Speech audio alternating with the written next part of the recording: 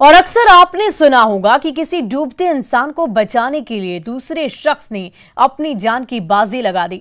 लेकिन अब जो तस्वीर हम आपको दिखाने जा रहे हैं उसमें किसी इंसान ने नहीं बल्कि एक फीमेल डॉगी ने अपने बच्चे को बचाने के लिए जान की बाजी लगा दी है। एक मां की ममता और उसकी बहादुरी का ये वीडियो सोशल मीडिया पर खूब सुर्खियां बटोर रहा है।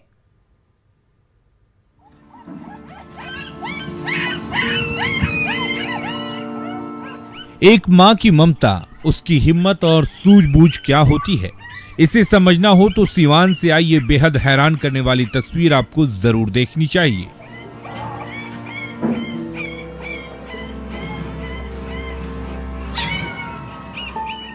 ये तस्वीर हैरान इसलिए करती है क्योंकि इसमें किसी इंसान ने नहीं बल्कि एक फीमेल डॉगी ने अपने बच्चे को बचाने की। ये सिर्फ एक छोटे से बेडरूम से मशरूम की खेती करके महीने का 50,000 कमा रही हैं। मशरूम खेती सीखनी है तो फ्रीडम ऐप को अभी डाउनलोड कीजिए। के लिए गहरे पानी में छलांग लगा दी और उसे बचाकर मौत के मुंह से बाहर खींच लिया।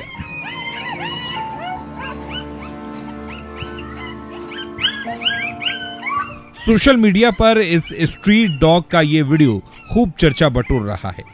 मामला सिवान की महादेवा बस्ती का है, जहां बारिश के बाद एक जगह पर काफी पानी लग गया था, जिसमें डॉगी का ये छोटा सा बच्चा अचानक गिर गया। बच्चे के पानी में गिरते ही उसे बचाने के लिए उसकी मां ने बिना देर किए पानी में छलांग लगा दी।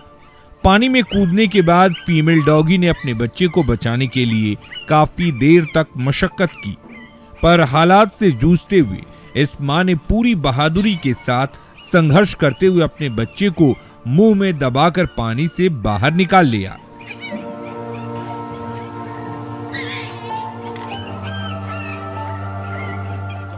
इसके बाद इस फीमेल डॉगी ने अपने बच्चे को अन्य बच्चों के साथ रख दिया और सबकी रखवाली करने लगी।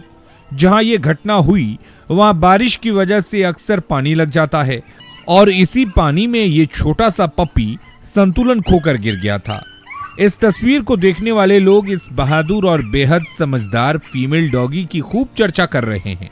ये वीडियो कौतूहल का विषय बना हुआ है और लोग इस फीमेल डॉगी की इंसानियत को देखकर हैरान हैं। न्यूज़ 18 के लिए सिवान से मृत्युंजय सिंह की रिपोर्ट।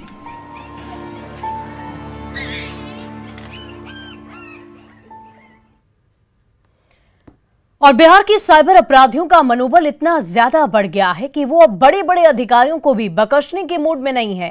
साइबर फ्रॉड से जुड़े शातिरों ने इस बार बिहार के मुख्य सचिव आमिर सुबहानी के अकाउंट पर ही हाथ साफ कर दिया।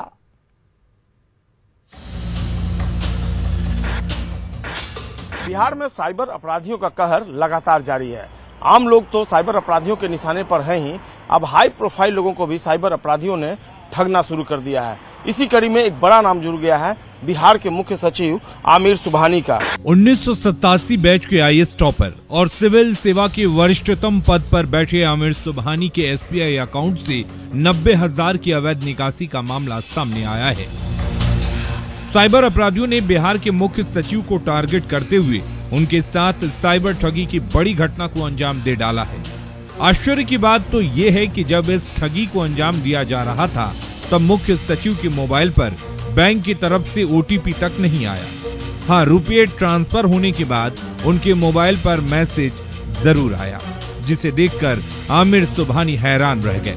आमिर सुबहानी की तरफ से इस मामले को लेकर साइबर फ्रॉड की जानकारी इसी आर्थिक अपराध इकाई को दी गई है और आर्थिक अपराध इकाई के साइबर सेल ने उस पूरे मामले में एफआईआर लॉन्च कर लिया है और आर्थिक अपराध इकाई की टीम बिहार के मुख्य सचिव के अकाउंट पर हाथ साफ करने वाले साइबर अपराधियों की करतूत सामने आते ही आर्थिक अपराध इकाई की टीम इन्वेस्टिगेशन में जुट गई है।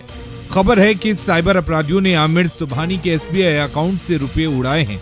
हालांकि क्विक एक्शन लेते हुए आर्थिक अपराध इकाई ने तो ये पता लगा लिया है कि रुपए कहां ट्रांसफर किए गए हैं। शुरुआती जांच में ये भी पता चला है कि साइबर अपराधियों ने 2 बड़ी कंपनियों की वेबसाइट से ऑनलाइन शॉपिंग की है। मुख्य सचिव के अकाउंट से रुपए उड़ाने के बाद अपराधियों ने अमेजन और मोबीक्विक के वेबसाइट से खरीदारी भी कर डाली है।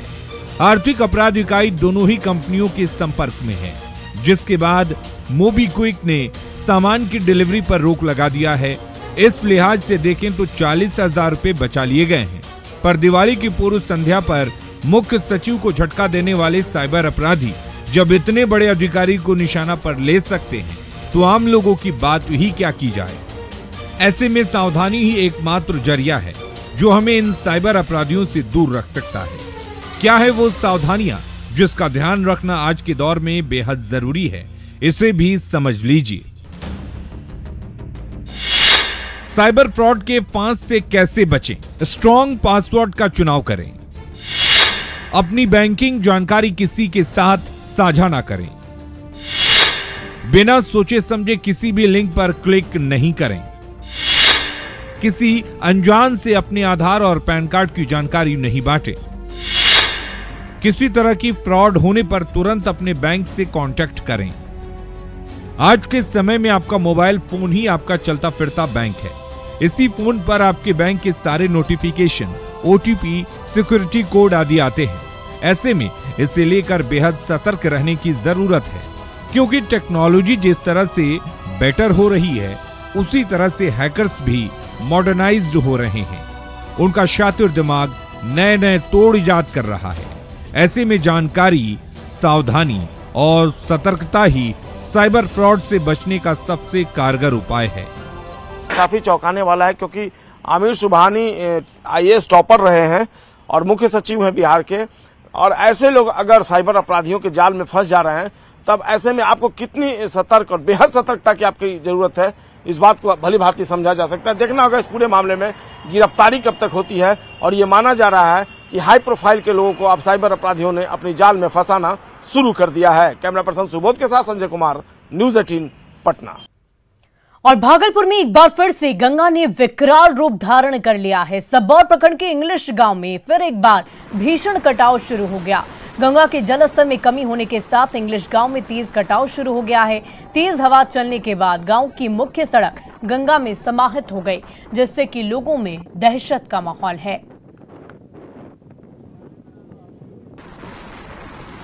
तो ये तस्वीर आप देख पा रहे होंगे, मुख्य सड़क गंगा नदी में किस प्रकार विलीन हो रही है। इसकी भयावह तस्वीर इस वक्त आपकी टीवी स्क्रीन पर तेजी से कटाव हो रहा है। इंग्लिश गांव की पहले भी कई तस्वीर News 18 बिहार झारखंड ने आपको दिखाई है, और आज एक बार फिर से ये तस्वीर सामने आई है। सबौर प्रखंड के इंग्लिश गांव में तबाही ही तबाही चारों तरफ नजर आ रही। हालांकि गंगा का जलस्तर भले ही उसमें थोड़ी कमी आई हो, लेकिन इसके बावजूद तेजी से कटाव अब भी हो रहा है। विडंबना तो ये है कि हर वर्ष बिहार बाढ़ का दंश झेलता है।